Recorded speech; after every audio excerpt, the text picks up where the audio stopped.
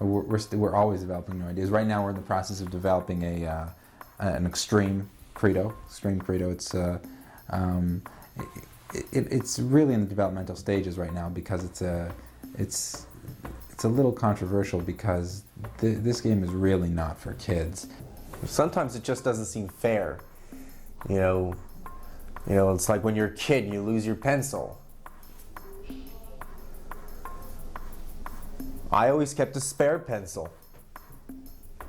You really don't want your kids playing this game because the way it works is you not only break down the structures. After the structures are broken down, you actually destroy the pieces themselves. You take anything you can, a hammer, blowtorch, whatever necessary, bring them down to rubble, to ash, and then at that point you build it back from there. You build your structures, you build it back. I'll give you an example. I'm walking down the boardwalk one day and I step into something wet. So now my shoe is all wet, so what do? So I take it off. Why? That's how it is. You see what I'm saying? Extreme credo is that's the real thing. When you bring it back from rubble, that's when you really see what you believe in.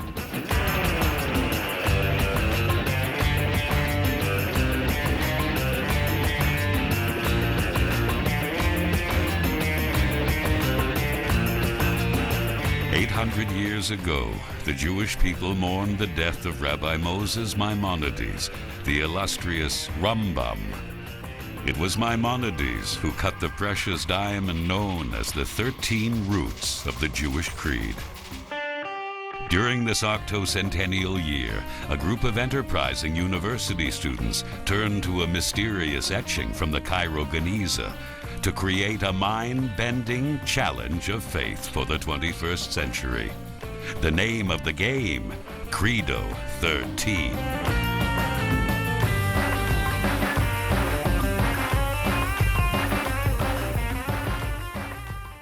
Welcome to CREDO 13. I'm Michael Kegel. The 13th and final root belief of the Maimonidean Creed is that the dead will rise.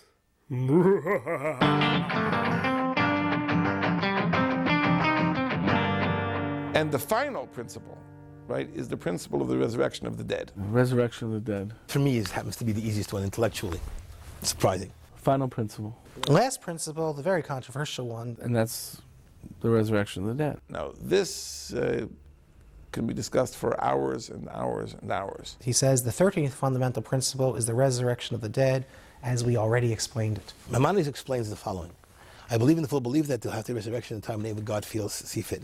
Problem is, he doesn't seem to explain it anywhere. So in many ways, resurrection of the dead is such an interesting concept. Tchiyat HaMeitim is really the heart of Jewish eschatology.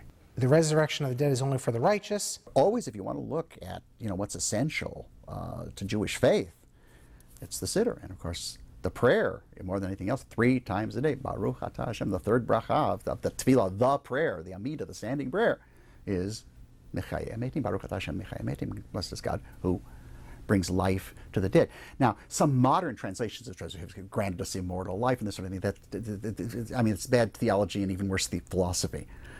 Mechayeh Metim literally means God will restore the dead to life, and obviously a very different world than the one in which they lived in, but where still the body that I'll be restored to is identifiable.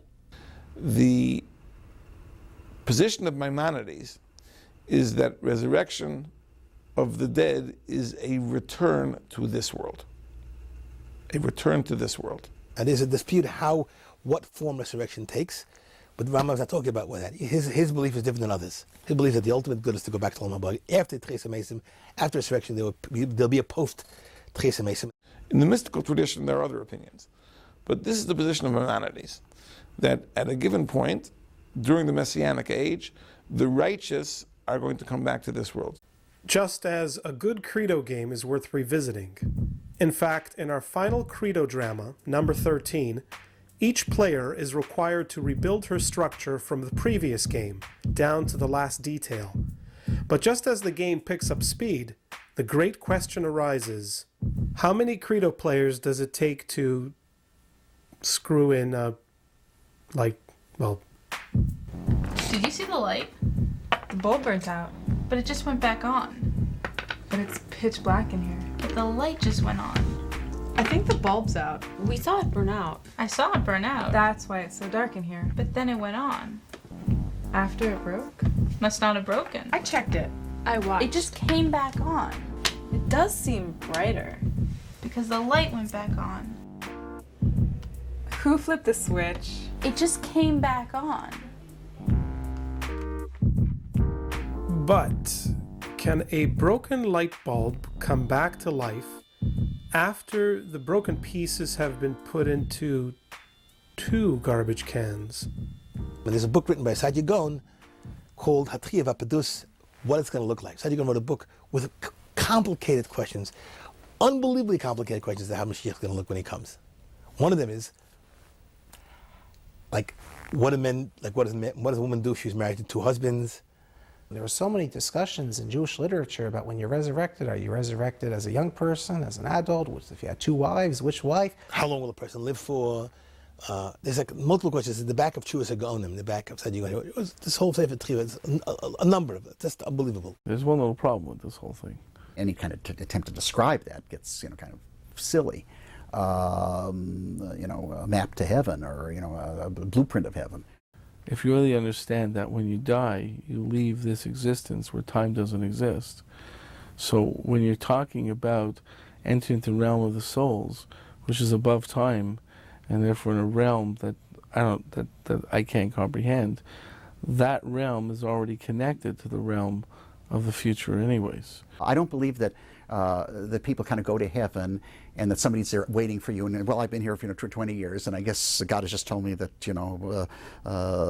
my parent or my spouse or my child, the person I miss the most, will be here in another 5 years or so. I mean, I don't think it really works that way. Once you die, you're not in a realm of time. When you go to sleep at night and you wake up in the morning, you have a sense that some time has elapsed, especially if you've dreamt. Sometimes elapsed. I mean, you're not quite sure what you were doing when you're sleeping and everything, but there's a sense of time. If you're really put into deeper sleep, like under anesthesia, when you wake up from anesthesia, have you ever been under anesthetic? It's as if no time has passed at all. I think death is even more so than that anesthetic. Somehow history collapses into a moment where perhaps the whole movement begins to make sense. I prefer the sun. You don't use electric? Bulbs are deficient. The sun causes blindness. But bulbs come and go. They fade. They fail. They short circuit. They break. They lose focus. Bulbs dwindle. They collapse. Bulbs are deficient. Sunlight is optimal. Light is optimal. And where is the light? The light's in the bulb.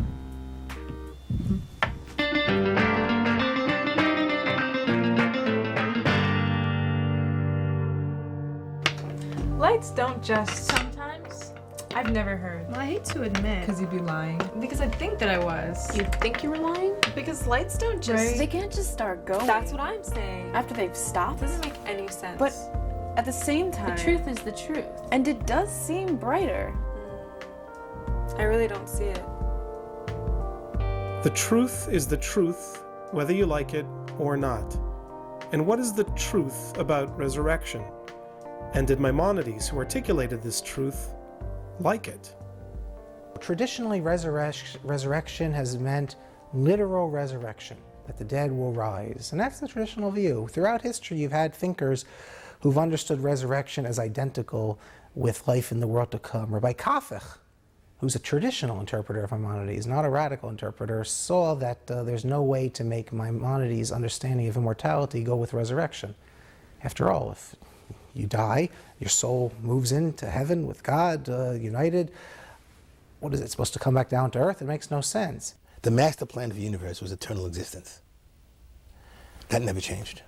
So he says resurrection, according to Maimonides, and there's no proof for this, but you can actually read it this way, is different than what anyone ever thought. Resurrection is that the bodies will be brought to life, but not that the soul that's already lived its life will come back down and be placed in it. What point is that? He said to come back down, to eat and drink and have sex. It's already up in, it's achieved the highest state. What's the point then of resurrection? The point is to show God's ability to do miracles. And if you look in Maimonides' letter on resurrection, That's what he stresses, that resurrection shows that God does miracles, and the fact that God could take a dead body and breathe life into it, but it's not the same. There's no identity between the new body and the old one. When you die, you die. And that God, at some point at the culmination of history, will restore you to embodied life in a very different world. The life force is being placed in the body, but the soul, which is now a perfected intellect, that remains where it is. It's moved out beyond this world. Well, of course, Maimonides wasn't so comfortable with the resurrection, the physical resurrection of the dead. And it does seem that he downplays it in some of his writings. He never really explains. He never explains here. He never explains in the Mishnah Torah.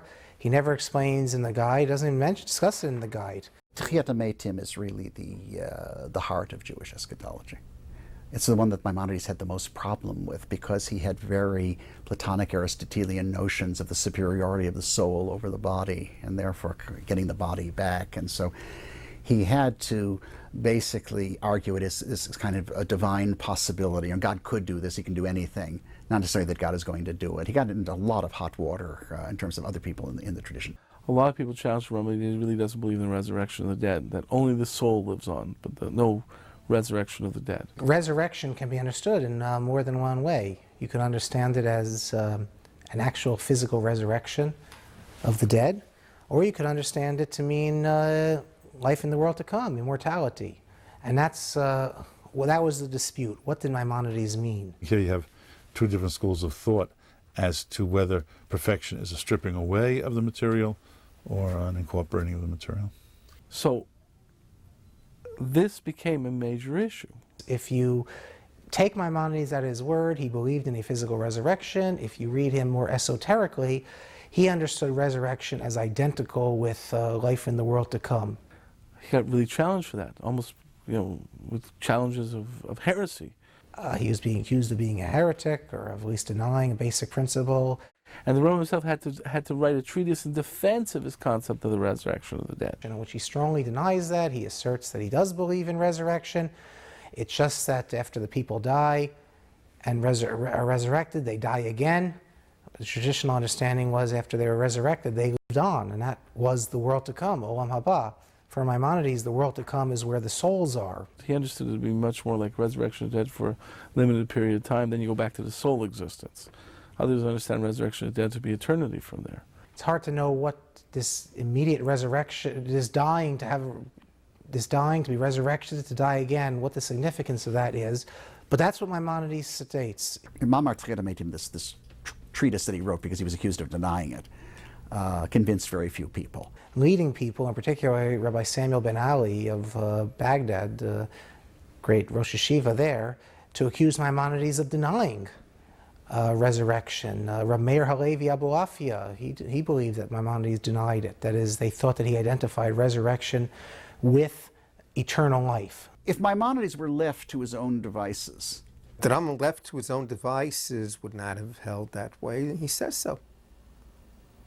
Wrote a letter, he said, the truth is, I'm not particularly attracted to this doctrine. I think that for Maimonides, Tchiyat Meitim was one of these aspects of Jewish belief that he couldn't very well deny, but it didn't fit into his theological system, but he couldn't deny it as the traditional Jew that he was. He found it expressed in the psukim, and he felt he had no choice in the matter. It could be just another example of Maimonides' religious loyalties trumping his philosophical views. Yes, philosophically it doesn't seem to be any way to put it in, but we do have a religious tradition, and therefore, although you don't understand everything, why it is, we accept it on faith. When people have these dilemmas of belief, this is what really happens in reality. You see evidence going one way, evidence going another way, and you say, were it not for the fact that I am convinced of X, I really would want to believe Y. I think the Rambam was stuck with certain things that, just as we'll all grin and bear with certain things in Torah we find hard to grasp. Maybe Tchiyas HaMeisim was one of those things for Maimonides. But again, Ikrimun are not something that a Rishon chooses or that a person chooses from a menu.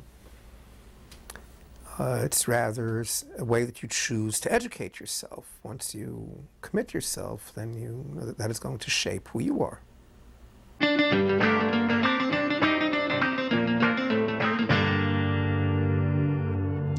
Zenu quit. He's done with yoga? He's done with everything. What does that mean? He thinks we are too attached to the tools. But the tools build the lamp. Zenu says the lamp is an entity outside of the tools. Outside the light? Zenu hates light. But light meditation... That was a joke. He seems so intense. Zenu says it's impossible to disassociate light from its source. He means from the bulb?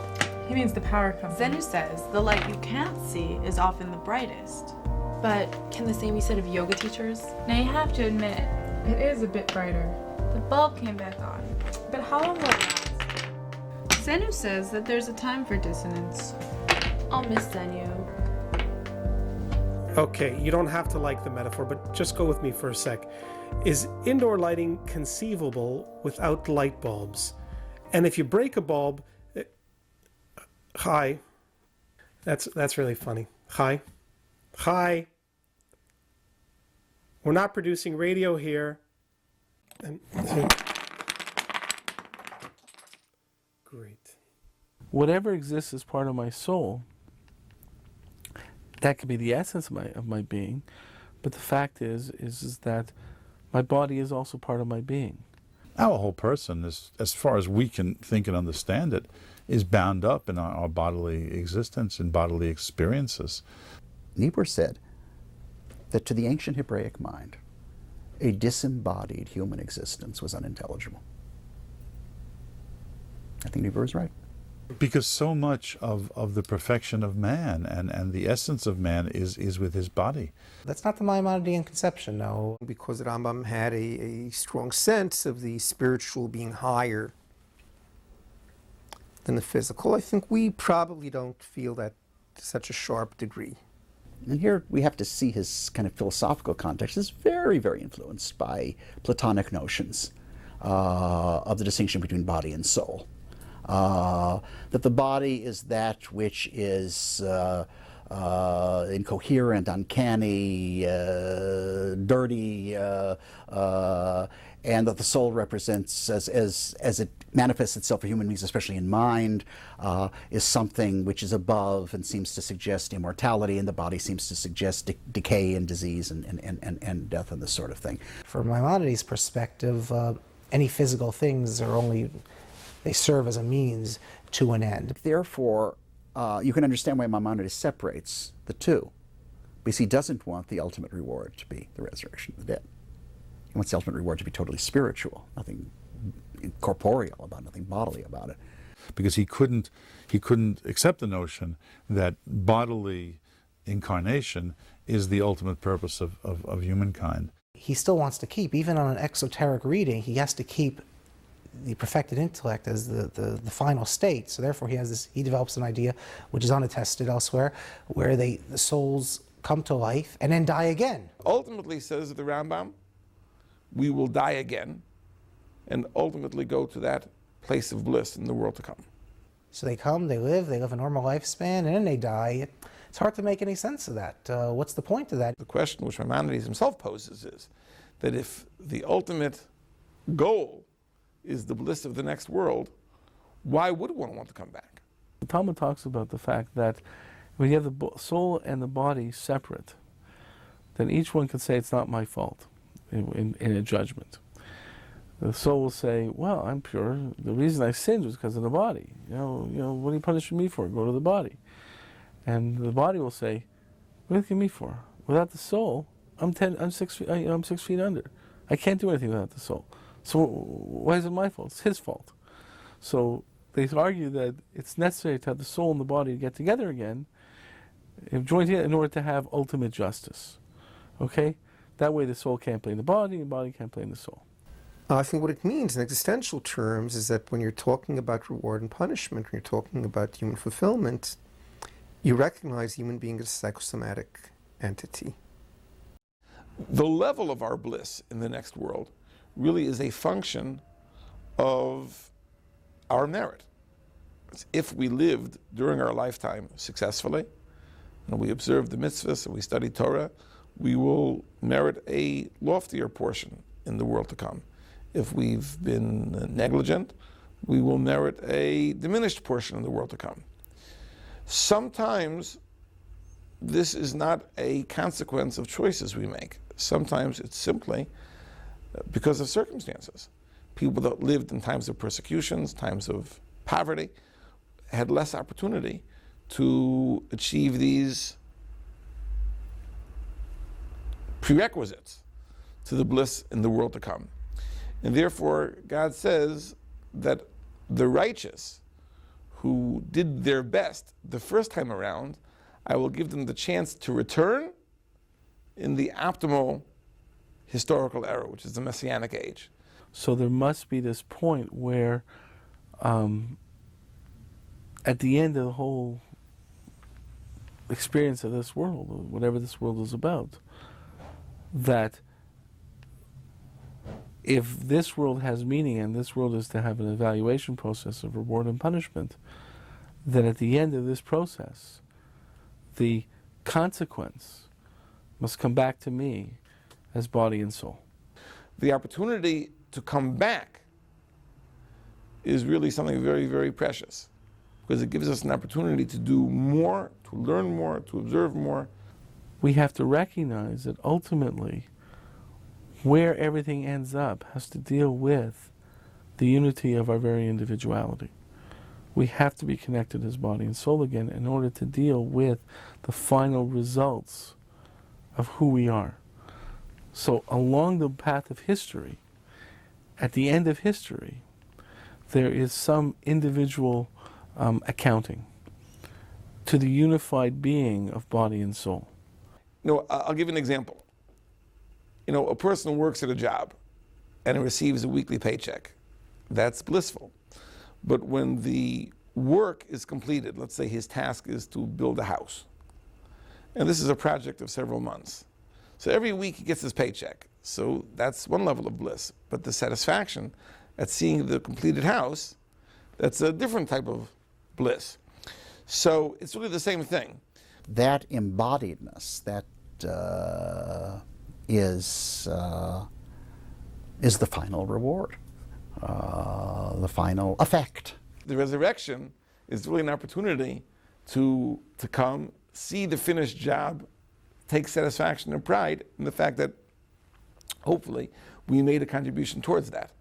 And here it is. I mean, it's part of our egocentrism, whatever. I hope, as King David hoped, that I'll be part of it. I don't know. I have no guarantees. But I hope that I'll be part of it. And even if I'm not part of it, I hope that the tzaddikim will be part of it.